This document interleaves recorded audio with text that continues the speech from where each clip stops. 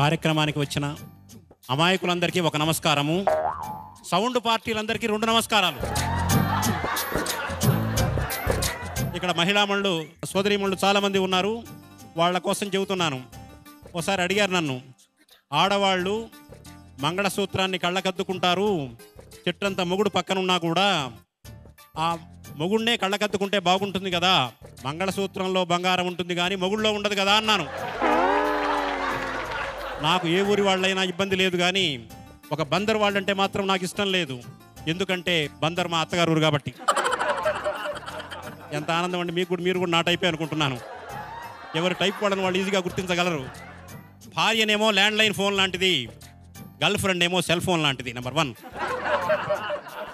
దీనికి తేడా ఇంకోటి ఏంటంటే, సెల్ ఫోన్కు 2 కనెక్షన్లు ఉండొచ్చు, 3 కనెక్షన్లు ఉండొచ్చు. సెల్ ఫోన్కు, ల్యాండ్లైన్కు మాత్రం ఒకటే కనెక్షన్. ఇంకోటి ఏంటంటే, సెల్ ఫోను చూడగానే ఎంత అందమైన ఫోన్ అయినా 20,000 30,000 పెట్టి కొన్నైనా ఈ పీసు మారిస్తే బాగుంటుంది, ఈ పీసు మారిస్తే బాగుంటుంది అనుకుంటారు. ఎన్ని పీసులు మార్చినా మెంటల్ పీసు రాదు. ఒక ల్యాండ్లైన్ వల్లనే మెంటల్ పీస్ వస్తుంది.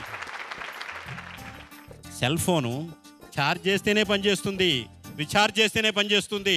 ల్యాండ్లైన్కు ఛార్జింగ్ అవసరం లేదు, రీఛార్జింగ్ అవసరం లేదు.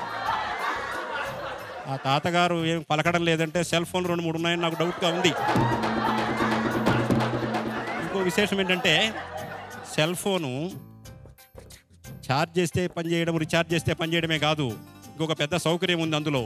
దాన్ని వైబ్రేషన్లో పెట్టుకోవచ్చు, సైలెంట్ మోడ్లో పెట్టుకోవచ్చు, స్విచ్ ఆఫ్ చేయొచ్చు.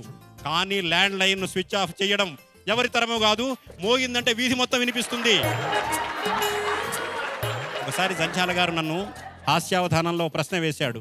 ఏమండి, పెళ్ళప్పుడు అప్పగింతల కార్యక్రమం ఉంటుంది కదా, అప్పగింతలప్పుడు అమ్మాయి ఏమో ఏడుస్తూ ఉంటుంది, అత్తగారింటికి పోతే ఎలా ఉంటుందో ఏమోనని. అబ్బాయి ఏమో నవ్వుతూ ఉంటాడు, కొత్త పెళ్లి కొడుకు కొత్త భార్య వస్తుంది అని, మీరేమంటారన్నాడు. నేను చెప్పాను, ఏం లేదు, అమ్మాయి అప్పగింతల కార్యక్రమంలో ఏడుస్తుంది, ఆ అమ్మాయికి అది ఆఖరి ఏడుపు.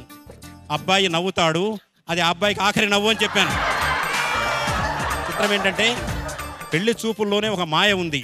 అదేంటంటే, పెళ్ళప్పుడు అమ్మాయి అయస్కాంతంలాగా కనపడుతుంది పెళ్లి చూపులప్పుడు. పెళ్ళైన క్షణం నుంచి సూర్యకాంతంలా కనపడుతుంది. పెళ్లి చూపులప్పుడు అమ్మాయి మల్లె తీగలా కనపడుతుంది, పెళ్ళైన క్షణం నుంచి కరెంటు తీగలా కనపడుతుంది. కావాలంటే ఐశ్వర్య భర్తను కూడా కనుక్కోవచ్చు మీరు.